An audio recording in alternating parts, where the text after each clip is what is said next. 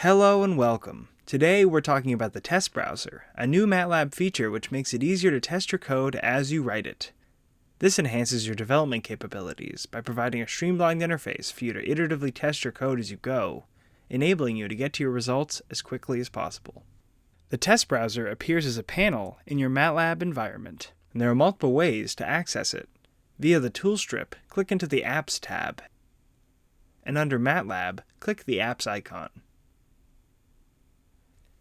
Via the command line, enter the prompt Test Browser.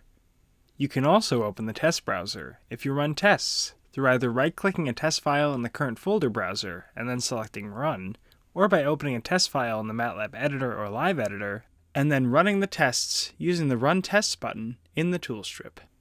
Now that we've opened the test browser, let's take a look at what's inside.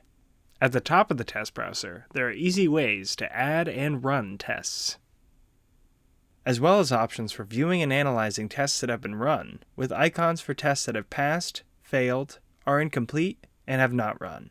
When you have a test suite in the test browser, you can see how all the tests can be easily viewed and accessed, as well as their current status, all without having to leave your code.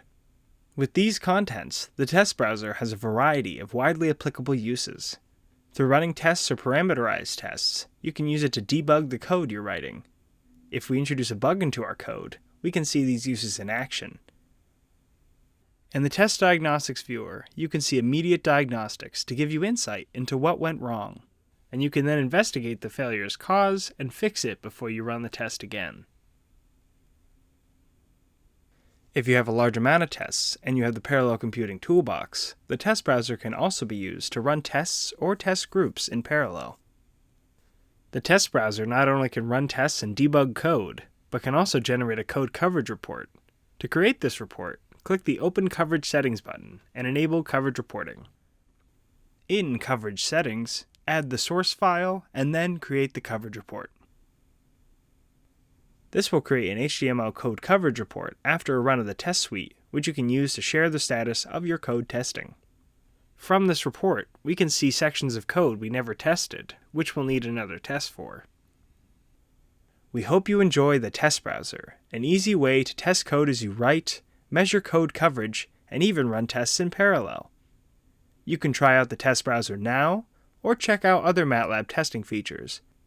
For additional testing capabilities, check out the MATLAB Unit Testing Framework. And for more specialized testing needs, explore MATLAB Test.